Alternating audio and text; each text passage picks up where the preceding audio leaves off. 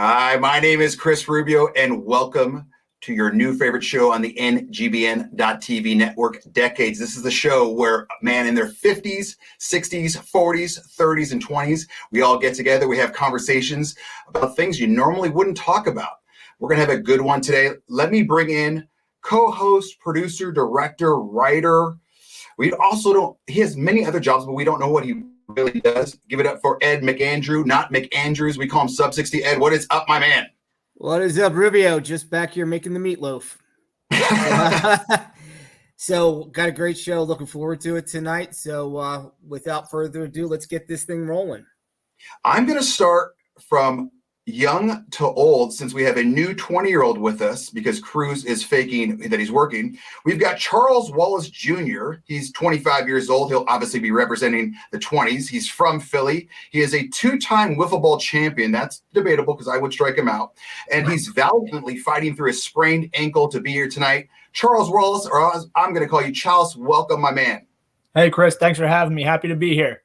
Fantastic. We're going to skip by Joe Nolan because he's running a new 10K through the streets of Philly, so he's hit some traffic. We're going to jump to the 40s. We've got Jim McElroy. He's Los Angeles, California born and raised, UCLA grad, phenomenal wide receiver, educator, syrup enthusiast, and he hates Florida. What's up, Jimmy Mack? What's up, fellas? How y'all doing? Fantastic. We've got two 50s. We're going to start with someone originally from the Ukraine. He grew up in the USSR. He's a software developer who currently lives in Los Angeles, likes gadgets, good beer, and guns. What is up, Alex Chris? We also call him Gru because his voice sounds just like Gru from Despicable Me. I'm okay. How are you guys? Fantastic. And rounding us out, because we've got no older guys today, from Idaho, cybersecurity consultant, enjoys outdoors and long walks in the woods. Give it up for Jim Gingrich. Good to see you guys, and welcome, Charles. Fantastic. Okay, tonight's topic. We're going to talk about AI, artificial intelligence, and we may branch off to a couple different topics after that.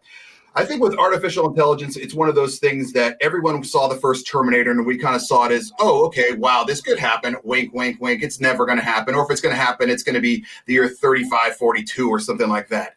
And then it kind of kept going. Then we started to see like automated things at Starbucks or 7-Eleven where you check the things out, or McDonald's. And then all of a sudden, it seems to me, and we'll jump into this with Jim, that about less than a year ago, ChatGPT came out, or GBT, whatever it was, and it kind of just ran from there. And everyone just started to figure out, like, holy Jesus, look at the possibilities of this.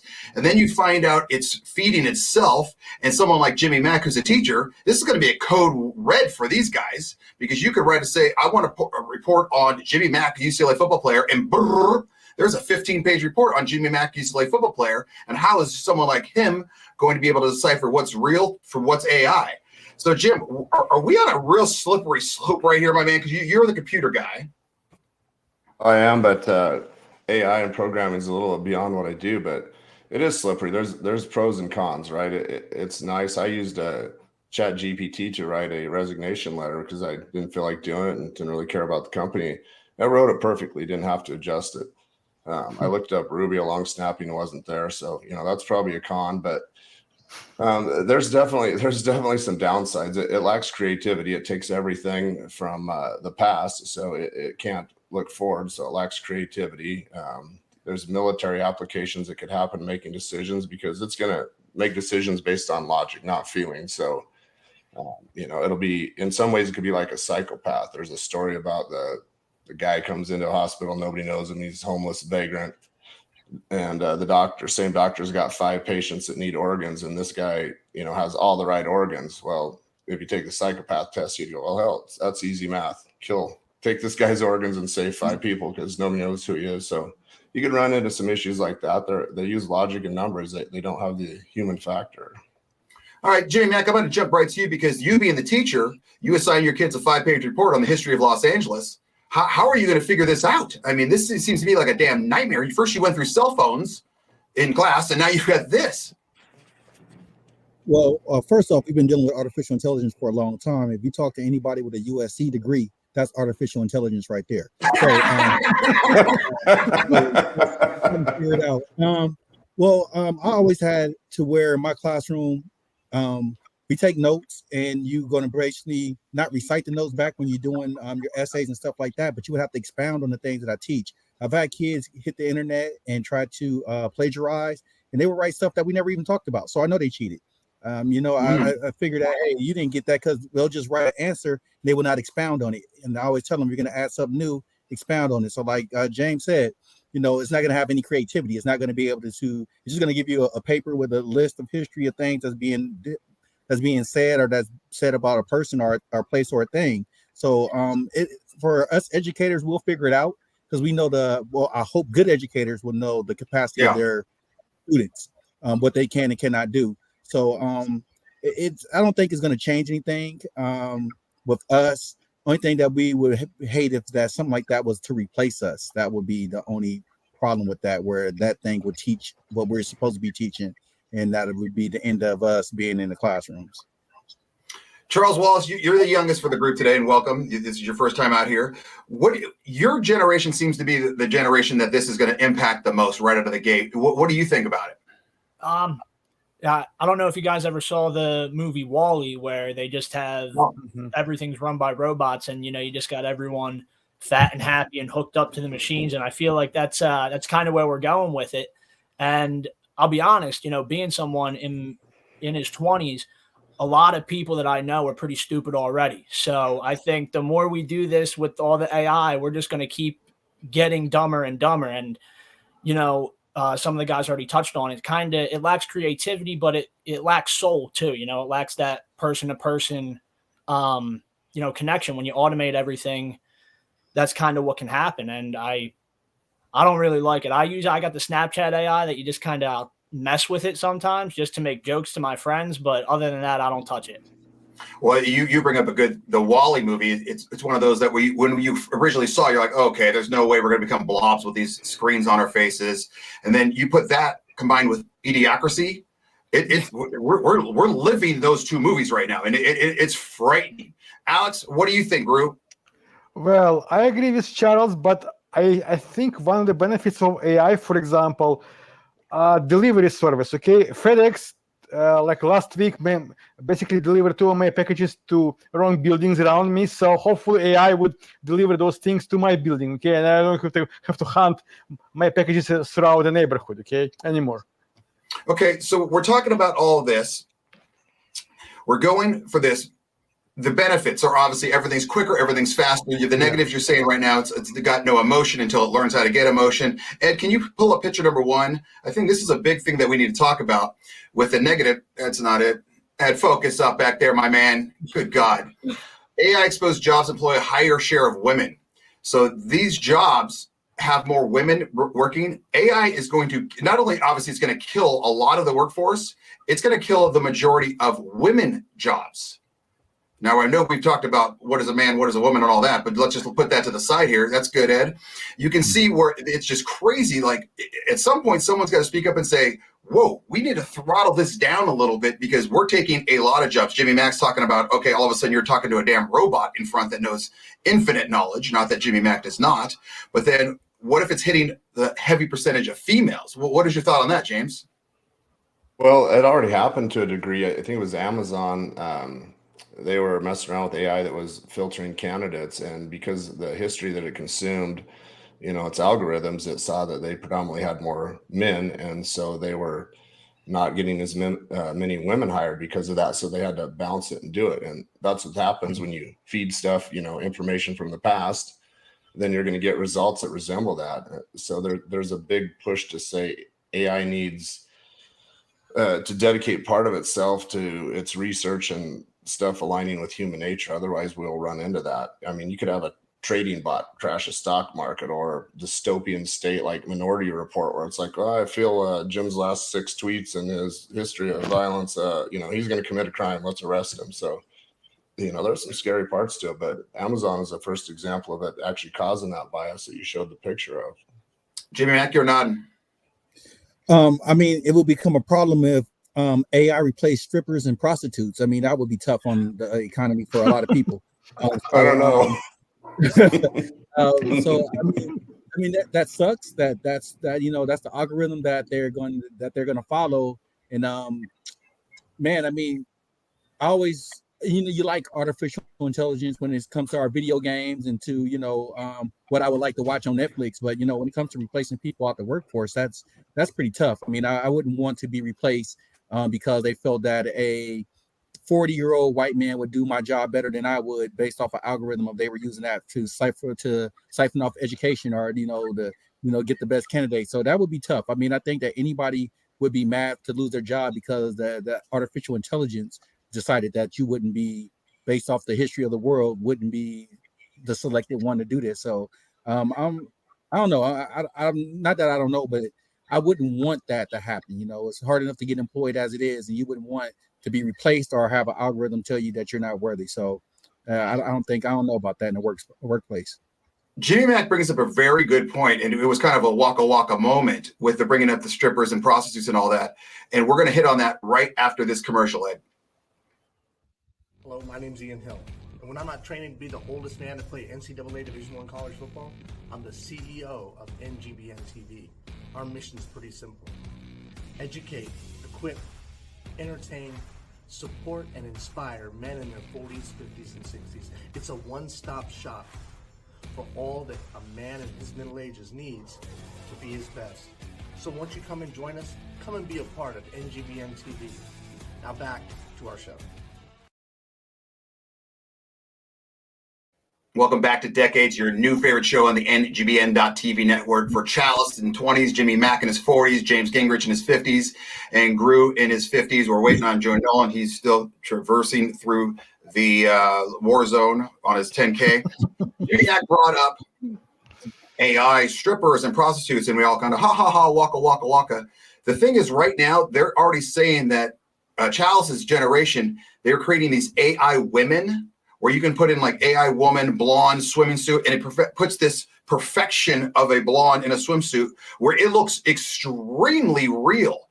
And it's going to bend the image of what is, quote unquote perfect, because these things look exactly like a woman, but they're not real. So it's a fictitious character. And then I was just reading something where this lady, someone created an AI of her having public sex, and it ruined her life basically because it was not her. But they created an image of her and they put it out there, and it looked, you couldn't tell the difference. So Charles, what do you think about that? I mean, that whole, because you're saying your generation is not exactly the brightest right now, and they could fall for anything. So what do we got going here? Well, I mean, when it's creating it for real women, that's horrible. But if they're creating perfect blondes in swimsuits, you're gonna shift me over to that side, honestly. But that's what can happen. Like, you can't contain these things. When these things start going, like, okay, it starts off small and maybe it's just getting used by kids to plagiarize papers, but now you got horrible things like that happening where it's uncontainable though. And it's like, once the wheels start rolling on this, it's going to be very hard to stop. And we joke about it, and I made my little joke about it there, but it's a very slippery slope, and the slippery slope fallacy is not a fallacy. Yeah, it's a slippery slope, and we're on wet marble with Crisco on our shoes. And it's one of those things where I think it's to the point of obviousness. Like, we've seen the movies, we know how this turns out. We've seen Terminator 1, we've seen Terminator 2, we've seen WALL-E. And yes, it'll be easy, but why don't we just say, hey, let's throttle it back a little bit, guys? Because you're going to. I mean, Gru, you're in software. What is this going to mean for your job? Well, hopefully I will still be able to write a better software than AI, okay? So that's my hope. And also, as far as AI, judging by those movies like Terminator, hopefully it will still going to be some kind of a manual override, okay? Where a person can still say, hey, AI, you went too far, and we don't want to go that way. We don't want to nuke China, okay, tomorrow, for example. I mean, but Jim, you would probably know this. We have to assume that our government and / military is using this.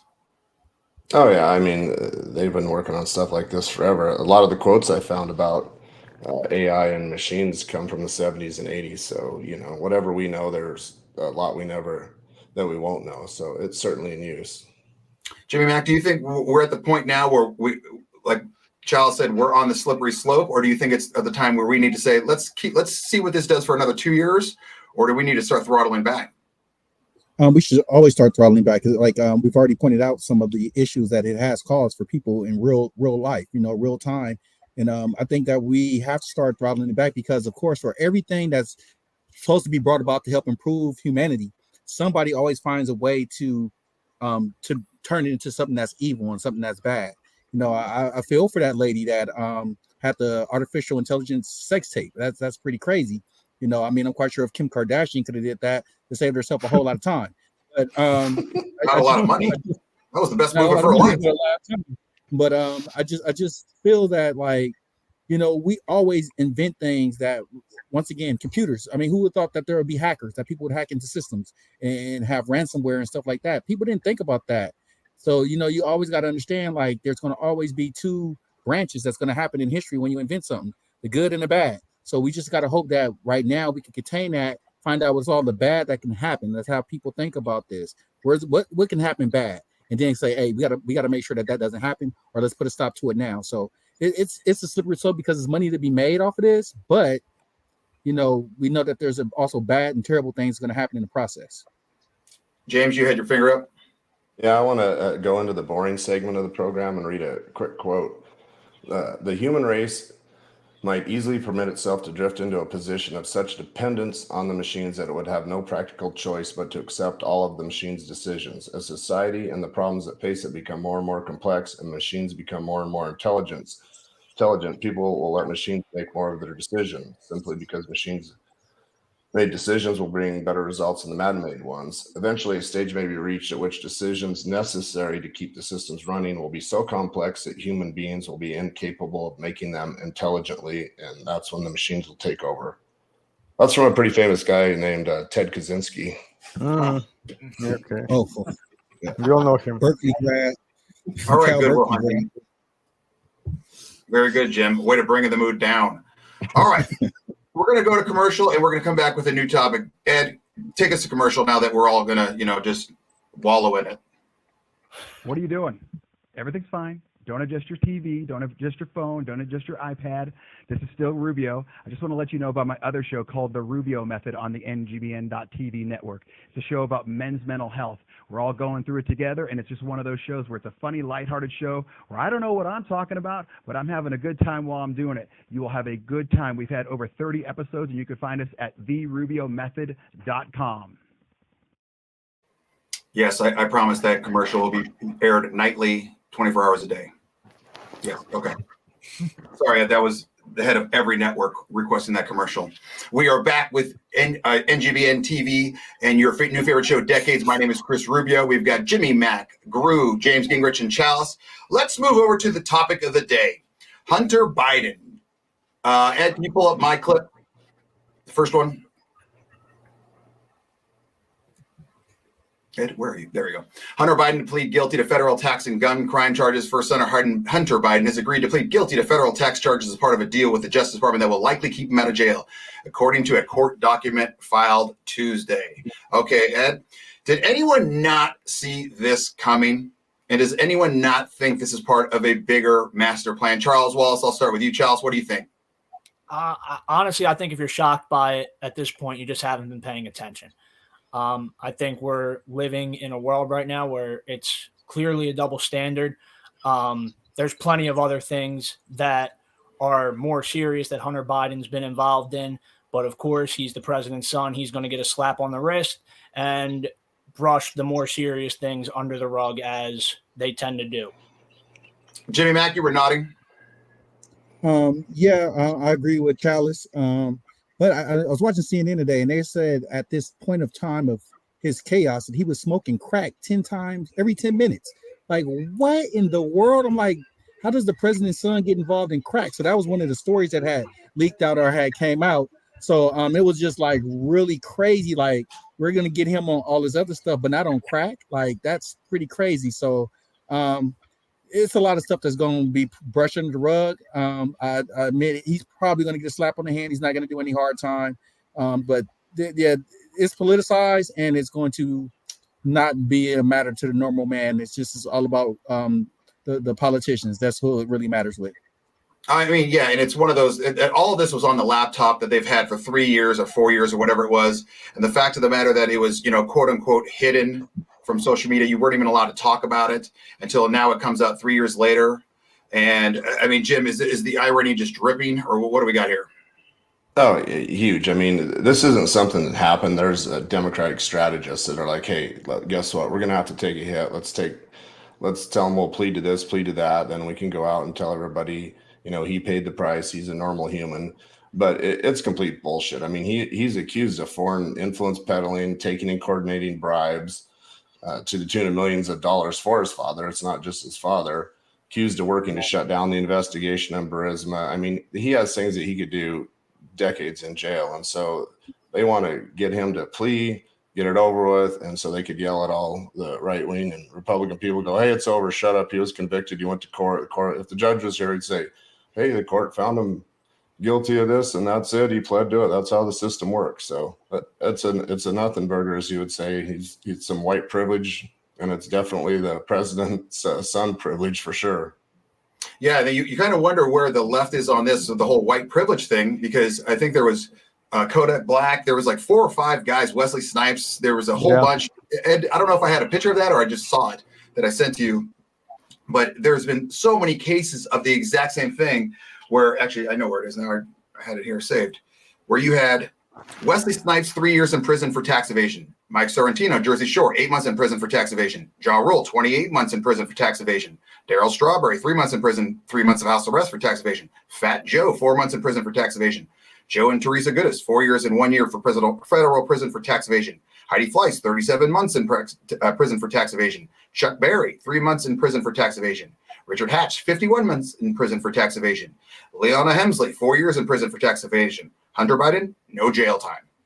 Like that is, I mean, I just don't understand how you can't see the hypocrisy in this, and just you can't defend it. It's one of those things that it's not even white privilege, it's presidential privilege. But even, I don't care how left you are, you have to look and say, okay, this is kind of freakishly wrong. Rue, am I wrong here? Well, I think eventually, if Biden still runs to be a president in 2024, it's going to bite him in the ass.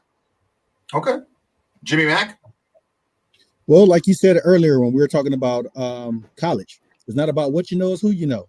He knows the president of the United States who has very powerful friends. So, of course, he's going to get a slap on the wrist. I mean, that's just the way of the world. It's not right. It's not the right thing to do, but that's the way of the world. He knows a very powerful person who gonna probably pardon him anyway. I mean, if I was the president, I'm gonna pardon my son if he did something. So, hey, this is how it's gonna work.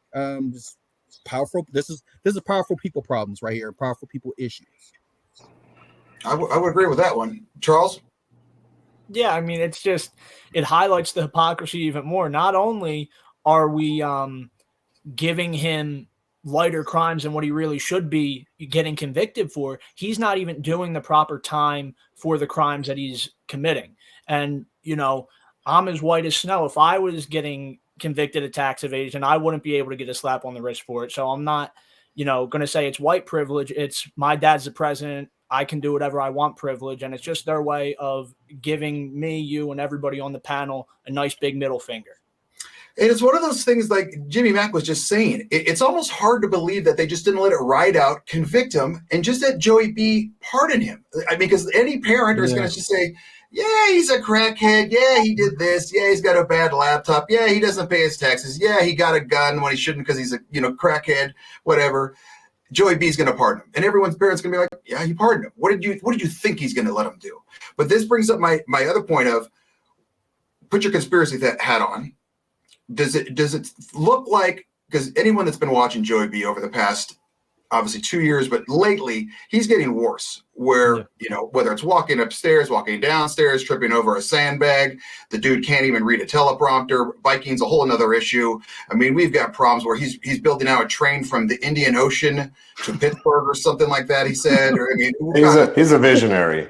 Yeah, he's a visionary. He's got nothing. I mean, honestly, it's at the point where if this was your grandpa, you'd say, go to the corner, just hang out there. I was reading something about, is that, put your conspiracy theory hat on. What about the fact that, do you think it could be, hey, Joey B, we're going to do this. We're going to sweep this under the rug. 2024, you're out. Don't run. What do you think about that, Jim? I think that's a big possibility. I mean, I think it's somewhere around 60% of Democrats don't want him to get the nomination, which would be the first time ever that an incumbent didn't. So, and we've talked about it offline here that Gavin Newsom's running a campaign that isn't a campaign. Like, he's all over acting like he's running, and they're not worried about it. I mean, I watched something with John Kirby, and they asked him about it, and he's like, "Oh, I'm not concerned about the bribery and the foreign corruption." And then they asked him if he read the reporter charges. He's like, "No, I didn't read it." So they don't give a shit. They have no concerns. They sparked the deal. It's done. I think conspiracy theory is too heavy a word. Yes, they're going to do something. The Democrats don't want them there. They're going to let them finish it, and they're going to slip somebody in. Jimmy Mack, you're nodding. What do you agree with besides me? I'm most definitely agreeing with with G-Man over here. I mean, the president right now is just a seat filler. Biden is just filling in the seat. They had to get somebody in there right away to beat Trump. That's what he did. So now they're going to get somebody else. They got to get somebody else prepped. They're going to get rid of Biden probably. I mean, like you said, he's losing it. He really is, and it's scary because you got to remember the last years of Reagan when he was going through what he was going through mentally, forgetting things, forgetting people, and that's scary to have a world leader, and especially one that's a world leader in the United States where he's losing it like that. That's not a good thing. It's not a good look for the country, and people will take advantage of it. So I think right now, finish these years off, get him out of there, find somebody else to run against Trump and the rest of the Cruz and all those other guys. Because I mean, if Joey B does another 4 years, yeah, it can get pretty dark. Oh yeah, he'll be just full tapioca at that point. He took advantage of Eva Longoria's boobs. I'll give him that. Yeah. I mean, the issue is though, I think the Democrats have put themselves into quite the quandary here because they had Joey B. He picks Kamala because she's a black woman. I mean, he literally said that's why he was picking her. Yeah. Which, okay, you got to do what you want to do. You've eliminated, I don't know, I don't do numbers, but half the people, whatever. She's become just a train wreck of just where she throws out word salads left and right. And at that point, I can't understand is if she has bad speechwriters that hate her or she's going off script because when she does these word salads where she just goes like this and then she starts her little laugh. The issue that the Democrats have at this point is that if you don't put her as the next president, what happened? You have to answer that question because she filled she's black. She's a female, and now you're saying, okay, we are going to throw another white male ahead of you. I mean, that's gonna cause some issues. It has to. Am I wrong, Charles? Well, I think honestly, the thing that you'll see with the Democrats, though, it's that it's rules for thee and not for me, right? So sure, if that was a Republican Party that was doing that was letting a man jump the line in front of, let's say, a Candace Owens, oh, look at that white male privilege. But if we're doing it, it's okay. It's just what we got to do. And that's how it is. It's rules for thee and not for me with them at all times. And that's where I think, Jimmy Mack, I'm going to come back to you. Is there an answer for that? How do you answer that of how does this happen to Kamala? Like, what is the answer we can give to each other? The answer is that she's auditioning right now. And like you said, she's not doing great as a vice president. I mean, anybody can see that she's not holding up. Well, I mean, the vice president, as one of our vice presidents once said, the office of vice president is no better than a warm bucket of piss. So it's not like they got that much power. It's not like they're doing that much. They just got to sit there and kind of wait their turn. So right now, she hasn't done anything to inspire people to go, hey, she's going to be the next one. She's going to have to do something that makes the base excited about her. She hasn't done much to make the base excited about her. So somebody jumps the line. That person deserves that opportunity because I don't think she's pouncing on that opportunity. You see how Biden is going. At some point, she has to come in and go, "Hey, let me do this for you, Joe. Let me take this because right now you're not holding up well in the public. So let me do this." But I don't think that was the plan. Like you said, he already had what he wanted: black female to be his vice president or to be his running mate, and that's what he got. So she has her opportunity right now. She gets jumped in the line. Too bad. And this comes back to one of our episodes we had before with diversity hires of where he wanted a black female, he got a black female, but it's like he didn't even interview her. Like it's amazing to me that did they ever even go through, okay, Kamala, let me hear you give a speech. Let me hear you laugh. Let me hear you do something. And like, Not hear that. like what happened? No. How did this get this far where no one noticed this before? It's insane to me. Gru, what are your thoughts on that? Well, I think Kamala was set up to fail. Like she was given a border czar job, okay, where everybody knew she wasn't going to do much, and she actually failed, and she was given other jobs that she was kind of set up to fail, okay. So I don't think anybody wanted her to succeed. I won't disagree with you on that, but in my point, for her, it's like, yes, you're going to fail. At least try. At least do something. Like I don't even think she's gone to the border. I think Joey B. I think she went like once to Texas, and then she did like a photo op, and then basically, it was not, nothing came out of it. Okay, so it was like a failed one. DeSantis is the only one that's actually delivering the border to her. Hasn't like he dropped like 50 people off at her home like 3 times. That's not cool, though. That's not cool. I'm okay with that. All right, we're going to come back with our last segment. We're going to just do a recap of everything. We think Joe might be on. We're not exactly sure. Ed, take us to our final commercial, my man. Hey guys, I'm Brian Jodas with Pick Up the Six Productions. Join us every week as we share stories with you about people who have gone above and beyond through service, purpose, and impact. We're talking with incredible people, including special operators like Navy SEALs, Green Berets, and combat controllers. We also get to know community leaders, endurance athletes, and people that will inspire you. I'm grateful to be part of this growing movement at ngbn.tv with you, and I look forward to seeing you at Pick Up the Six. Welcome back to your new favorite show on the NGBN.TV network. This is Decades, where men in their 60s, 50s, 40s, 30s, and 20s talk about things that you normally don't talk about, and sometimes we're going to agree to disagree. My name is Chris Rubio, along with Chalice, Jimmy Mack, Gru, and James Gingrich. We've been talking about artificial intelligence and Hunter Biden. I want everyone to give us just a quick recap, and then I will finish us off. And Ed, do not come in quick. Gru, we're going to start with you. On what subject? On AI or Hunter Biden? Dealer's choice, Daddy. You let it rain. Well, okay. On Hunter Biden, of course, everybody understands and see that he was not actually given a proper punishment, and I've seen so many other, cases where people actually got punished severely and he didn't. On AI part, well, before it gets too far, we need to know how to contain it. Shout out to Gru asking me which one he's going to talk about, then talking about both of them. Well done to you. Okay. Jimmy Mack, go ahead. Bring on the T100s, baby. I'm ready. I'm relying on for the T100. Hunter Biden, of course, that's like you said, it's powerful people games right now that they're playing. And this is kind of a political thing that's going on. So God bless him. I hope that he gets some help, but I hope our country gets even more help if this is the type of shenanigans that's going to go on at this level. I like that, Jimmy Mack. Charles Wallace.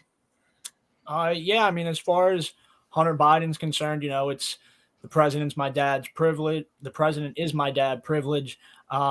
He's getting nowhere near the punishment he should get. We're sitting here now talking about other people with tax evasion. We're not talking about the fact that he's a crackhead pedophile taking bribes from other countries. So that should tell you all you need to know about that. As far as it goes for the AI, I think it's a very slippery slope, but if they're going to keep cooking up perfect blondes in bikinis, you're not going to hear too much argument out of me. Jim Gingrich. Well, I'm going to go back to disagreeing with Chris and agreeing with Charles.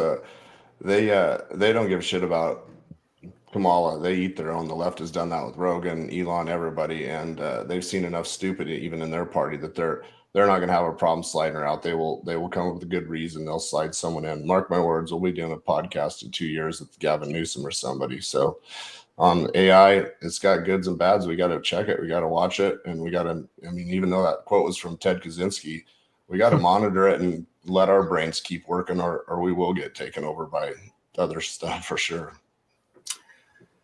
To finalize all this, I think the AI has gone far enough. I think we need to end it. We've gotten this far in society without it as far as we can. I think we can continue without it. I think it's one of those things that we've opened Pandora's box, and honestly, I think we should shut it. I don't know if we can, and I don't think that's a very, very good thing.